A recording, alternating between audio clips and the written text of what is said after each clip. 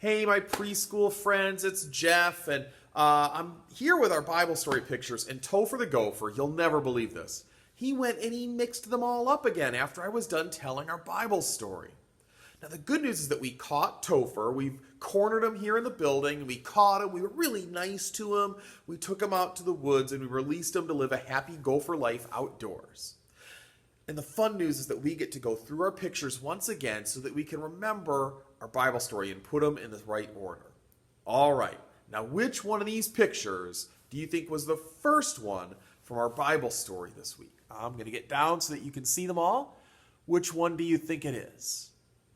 Yeah, this one right here. This is a tomb. And at the beginning of our story, we remembered that after Jesus died, one of his friends took him and put him inside a big rock like this. That's how they buried people 2,000 years ago. And they rolled this big stone in front of the cave. But then, 3 days later, a couple of Jesus' friends, they were both named Mary, went to go and visit his grave, but they found that the stone had been rolled away, and there was an angel there that said, "He is not here. He has risen just like he said he would." And the women walked away so happy that Jesus was alive, and they went to go tell all the rest of Jesus' friends. That brings us to our next picture, which is our next picture here.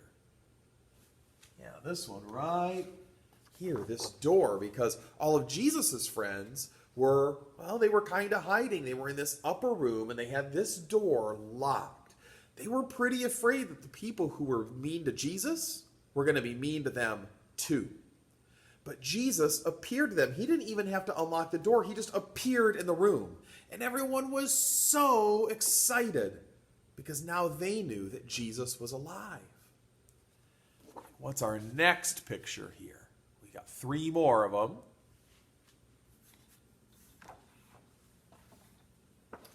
This nail right here, right?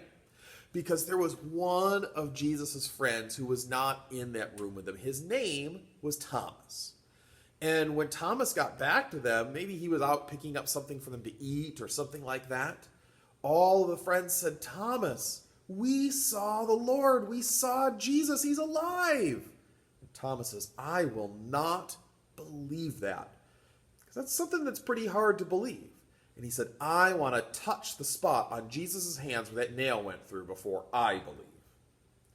And that brings us to our next picture. What's the next one?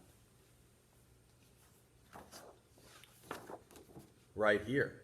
The surprised face. Remember we made surprised faces together? Because later, when Thomas was with all his friends, Jesus appeared again through that door.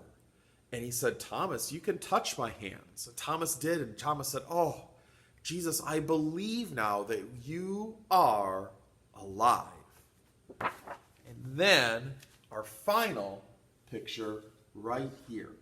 This word, G-O, go.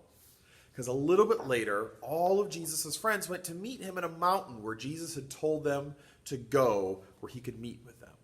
And Jesus said to them, "I want you to go and tell the whole world the good news that I am alive.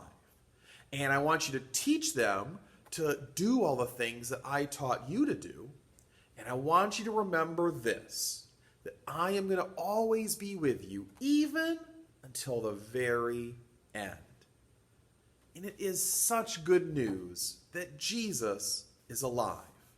Because Jesus is alive, we can be forgiven for all the times that we don't follow what God tells us to do, all the times that we disobey. And we know that if we believe in Jesus, we can be God's friends right now, and we can live in heaven forever. That is good news. And the whole world needs to know it, that Jesus is alive. So kids, who can you tell? Do you have a big brother or sister who needs to know? Do you have a mom or dad that needs to know? Do you have a friend at preschool or a teacher at preschool that needs to know? You can tell everyone that you know that Jesus is alive. I love you guys. I will see you next week when we get to learn more about Jesus together. Bye.